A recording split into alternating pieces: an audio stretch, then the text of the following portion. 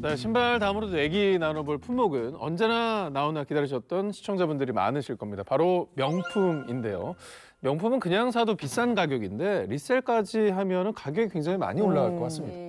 리셀이라는 이 단어를 모르시는 분들, 그러니까 리셀 테크를 처음 들어보신 이 시청자분들도 아마 이 단어는 들어보셨을 거예요. 바로 샤테크. 그러니까요. 저 사실 지금까지는 이제 뭐 사실 운동화 쪽은 제가 많이 약했지만 명품 브랜드 샤땡, 요 재테크는 저도 너무 익숙하게 많이 들어봐서 그 명언도 저는 기억을 하고 있어요. 오늘이 가장 싸다. 그렇죠. 네. 항상 오른다. 오늘이 가장 싸다. 근데 진짜로 저는 아무 생각 없이 제가 15년 전, 20년 전에 그냥 샀던 가방 그냥 아무 생각 없이. 올랐어요? 오, 실제로 이렇게 중고거래 이렇게 검색을 해보면 저기 와디 씨가 이제 스니커즈 하시잖아요. 저희 집에도 한 분이 계세요. 와 보니까 차테크 하시는 분이 가방을 하고 있었군요. 제가 집은 모두 만든다고 이제 이해를 했어요. 네, 아내분이 그래도 집에서 재테크 잘하고 계신 거예요. 저는 왜 이렇게 사니 이랬는데 잘하고 있었는데 현명하게. 절대 안 만치겠습니다. 네. 네, 이 샤테크가 가능한 이유 크게 두 가지가 있는데요. 일단 첫 번째는 브랜드 자체적으로 계속해서 이 가격을 올리기 맞습니다. 때문입니다. 그런데 사실 이 샤텍 브랜드뿐만 아니라 다른 이 명품 브랜드들까지도 이 불안정한 경기 속에서 가격 인상을 계속해서 하고 있거든요. 사놓으면 집값 오르듯 뛰어버리니까. 맞아요. 네. 이 말처럼 정말 사놓기만 해도 1년 후에 백화점에 가보면 내가 지금 한 50만 원 벌었네? 이런 기분을 느끼게 되는 거죠.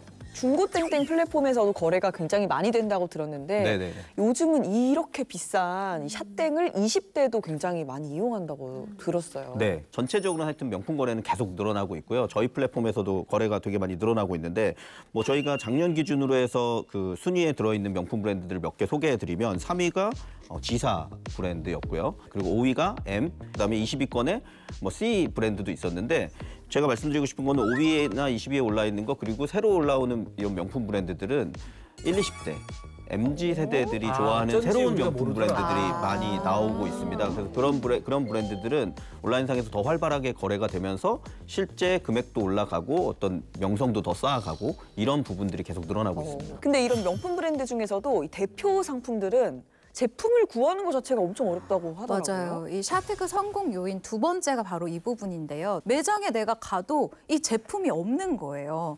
이 수요에 비해서 공급이 현저히 떨어지기 때문에 갖고 싶은 마음만으로는 살 수 없는 것, 이게 샤테크를 만들었다고 생각이 드는데요. 그러니까 오죽하면은 아침에 오픈런. 7시에 출근하는데 그 앞에 앉아 계시더라고요. 난리도 아니에요. 난 좀 무슨 일인가 싶었어요. 많이 서 계셨었나 봐요. 그것을 전문으로 하는 회사가 있습니다. 그래서 대신 기다려주는. 네, 제가 샤를 사겠다, 롤을 사겠다 이랬을 때 이 회사한테 계약금을 주고 성공 시 얼마. 성공 보수도 있어. 거의 변호사 느낌인데요. 그래서 저희 플랫폼에서 그 기다려주는 대기하는 거를 다시 아르바이트처럼 하는 그것도 되팔아요? 그런 부분들도 있습니다. 야, 그것도 되팔어? 네, 그게 아까 말씀하신 것처럼 그냥 뭐 아침에 와서 기다리는 정도가 아니라 전날, 전전날 와서. 2박 3일 정도를 기다리게 되는. 아니 그래서 매장을 가면 본인인지 여부를 굉장히 맞습니다. 꼼꼼하게 체크를 하더라고요. 또 오죽하면 업체들도 이제 본인 확인 하겠어요, 진짜. 맞아. 근데 이 명품 리셀에 대한 관심도는 워낙 높다 보니까 리셀을 뭐 하는 사람, 사는 사람 모두 굉장히 좀 신경을 써야 될 것 같아요. 좀 위험해 보이기도 하고. 이게 명품 재테크인데요. 약간 문제점이 있습니다.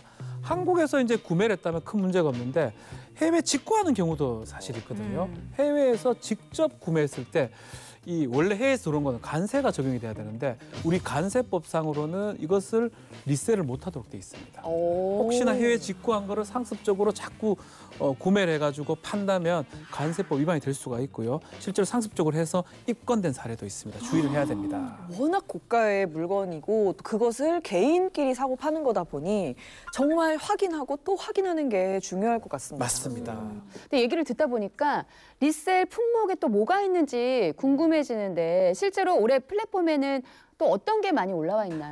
올해 이제 인기 있었던 거는 크게 두 가지가 있는데 하나는 먹태맛 과자 부분이 있었고요. 그다음에 또 하나는 도시락 라면 도시락인데 사이즈가 엄청 커진 맞아. 점땡 도시락이라고 그게 1인분짜리였는데 8인분짜리로 이렇게 만들어서 우리 집에 있어요. 네. 그럼 올랐어요? 많이 올랐을 때는 먹태 과자 같은 경우는 한 10배로 됐었고요. 됐었고요. 이제 도시락 같은 경우도 한 4-5배 정도까지 예. 거래가 됐었고 지금은 이제 많이 그런 인기가 좀 줄어들어서 먹태 과자는 2배 가격 정도에 그래도 2배야. 거래가 되고 있고 네. 예, 도시락 같은 경우는 50% 정도 같은 가격에 거래가 그런데 되고 있습니다. 11월 지금 얼마 안 남아서 지금 유통기한이 나와요. 지금 빨리 라면이 오늘 내로 생각보다 올려야겠다. 유통기한이 오늘 되게 내로 짧아요. 올려야겠다.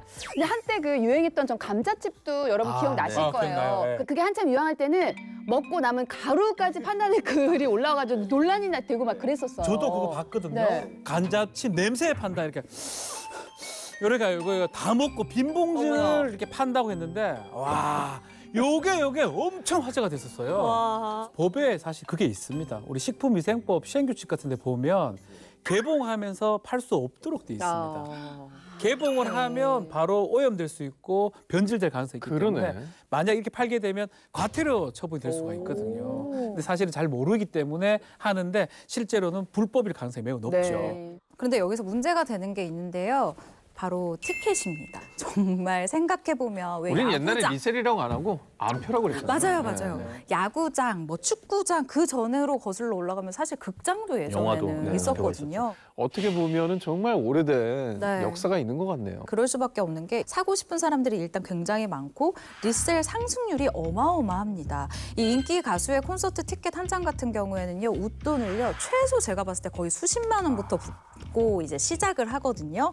특히 얼마 전에 굉장히 화제가 됐었던 게 이 팝가수 브루노 마스가 6월에 내한 공연을 진행을 했는데 한 사이트에 이 콘서트 티켓이 올라온 거예요. 8장을 묶어서 얼마에 나왔는지 아세요? 8장. 8장? 100만 원? 8장이요. 1억 8천만 원에 나왔어요. 진짜 심하다. 1억 8천만 원. 네. 1,200만 원 넘게. 리셀을 하는 걸 정말 안 좋다라고 생각을 하는 게 이 보고 싶은 팬심을 이용을 하는 거잖아요. 그러니까. 저도 가수지만 정말 진짜 팬들한테 너무 진짜 소중한 기회 또 소중한 추억을 만들어 드리려고 하는데 그 어떤 보면 그 팬들의 기회를 뺏고 그래, 그렇게 돈벌이에 상업적으로 이용되는 이용하는 거야. 건 아, 좀 이건 법적으로 어떻게 안 되는 건지 궁금합니다. 그렇죠. 뭐 암표 이게 나쁘게 암표지만 이것도 리셀의 하나라고 봐야 됩니다. 모든 리셀이 불법이냐 또 모든 리셀이 합법이냐 이거 구별을 좀 해봐야 될 것 같습니다. 아, 그래요? 예. 자 일단 좀 집중해서 좀 들어야 되는데요. 실제로 공연장 앞에 가서 리셀러한테 뭐 사는 행위 이거는 좀 불법의 소지가 있습니다. 경범죄 처벌법이라는 법이 있어요. 오. 경범죄에 해당할 수가 있습니다. 근데 또 달리 봐야 될 게 또 있어요.